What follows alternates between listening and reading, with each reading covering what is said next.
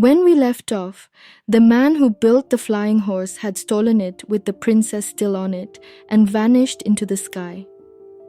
He came down in a country that wasn't his and made the mistake every confident schemer in this book eventually makes. He stopped to gloat.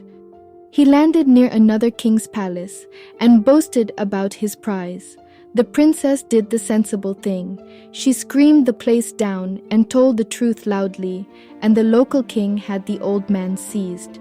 So now she was safe and stuck, a guest of a king who had never heard of her, half a world from home with a flying horse nobody dared touch. And Prince Firuz and no horse no map did it the slow way.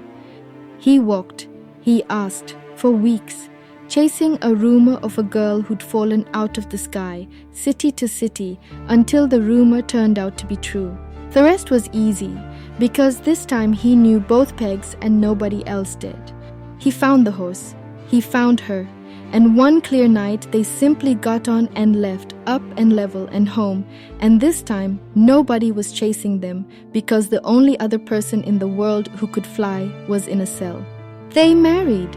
Of course they married, and King Saber, who had watched his only son vanish into the sky on a machine, made a quiet decision about that machine. He had it taken apart, every peg, every panel, not burned.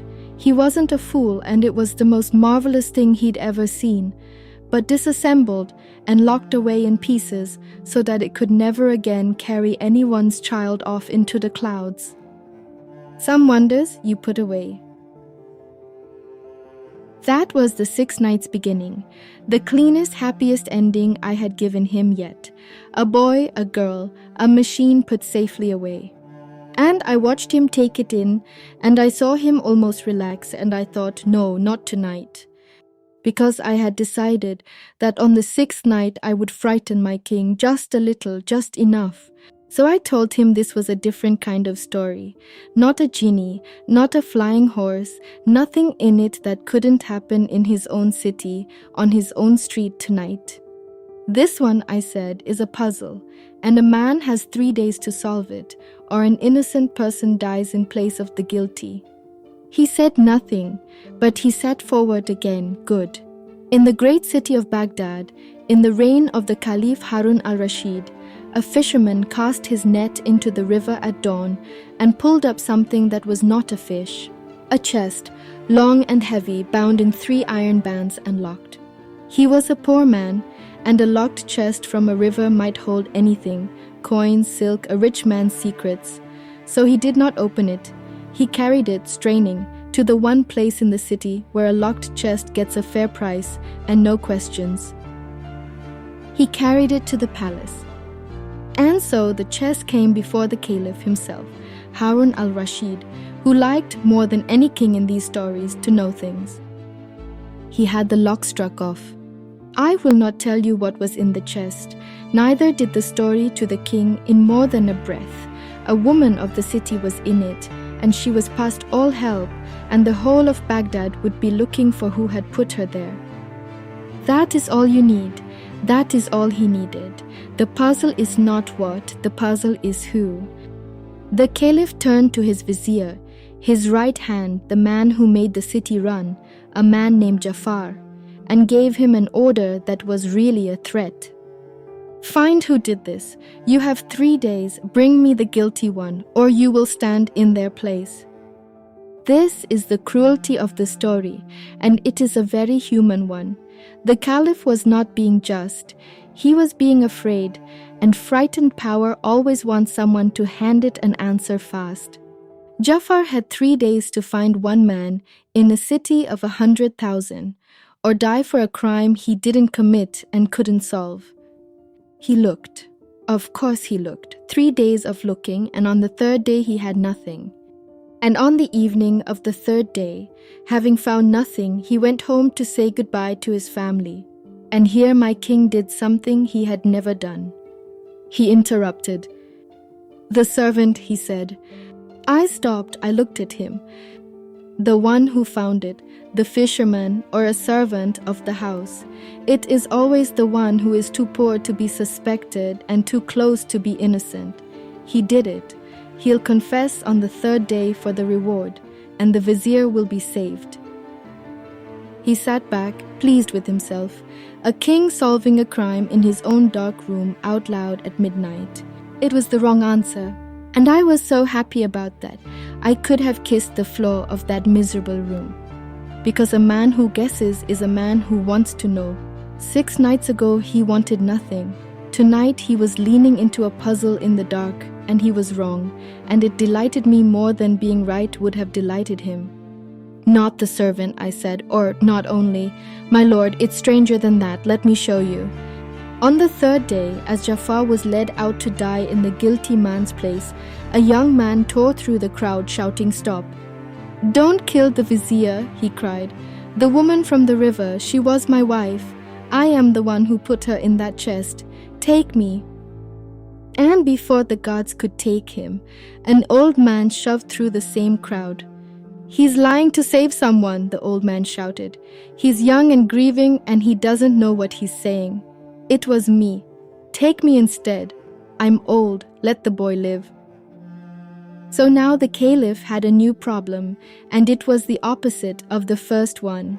For 3 days, nobody would confess.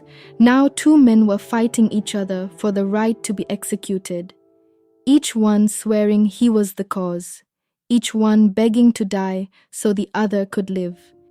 And Harun al-Rashid, who had wanted a fast answer, sat down because a fast answer had just become impossible. The truth, when the Caliph pulled it out of them thread by thread, was this, and it is the oldest, saddest engine in the world. The young man loved his wife. She fell ill and longed for a rare thing out of season, 3 apples, and he crossed half the country and paid a fortune to a distant orchard to bring them to her. And then a servant of the household, this man here, took one of those 3 apples out of the sick room and carried it out into the street where anyone could see it. When the husband asked where the 3rd apple had gone, the servant, for reasons of his own, told a small poisonous lie. He said a man had given it to him, a stranger who'd said a lovely woman in that very house had given it to him. It was not true, not one word of it. The servant had simply eaten the apple himself and invented a story to cover it, never once thinking what a story can do. But the husband believed it, and in one black hour of believing it, he did a thing that could never be taken back, and lost her, and only afterward, too late, learned that the whole of it had grown from a lie about a piece of fruit. The old man was her father. He had guessed the shape of it, and come to trade his old life for his son-in-law's young one, not because the young man was innocent, but because grief had already punished him past anything a sword could add. 2 men, 1 dead woman, and the true villain of it was not in the chest and not confessing at the palace. It was a lie, a small, stupid, invented thing about an apple, set loose by a servant who never dreamed where it would end. And then, as it always does, right at the worst possible moment, the sun came up. For this time I stopped on purpose, 1 beat early, because I wanted the king to sit with the thing the story is actually about. He did not demand the ending. He did not ask who lived. He sat very still, and I understood watching him that this particular story had walked straight into the middle of him and sat down. A man who destroyed something he loved, on the strength of a story he was told that he believed too quickly and acted on too fast and could never, ever undo. I had not planned that. I swear I had not. I had picked a clever puzzle to frighten him a little. I had not understood until I watched his face that I was telling the king of the grey city his own life back to him in the shape of a stranger and 3 apples. Even my sister felt it. For once, she didn't say her line. She just stood in the doorway and looked at him. And the king looked up at me, and he did not ask what happened to the husband. He asked, "What happened to the servant, the one who told the lie?" Not the killer, the liar. He wanted to know what the story did with the man who started it. I told him the truth. that the Caliph forgave the husband because grief had already done its work, but that the story is very clear the lie was the true crime, and it does not let the servant go unnamed. The king nodded slowly, like a man filing something away for later. He left without a word, but slower than any knight yet, and on the arm of the throne there was a sixth thread, apple red, the first red the grey world has ever held. The color of the fruit a man crossed a country for, the color of the small bright thing a lie was told about, and, though he could not have known it, and I only whispered it to the lamp after he had gone, the color of a thing that can be believed too fast and cost everything, and still be forgiven by someone patient enough to hear the whole story first. Which is, after all, the entire reason I am still alive. 6 nights down. 995 to go.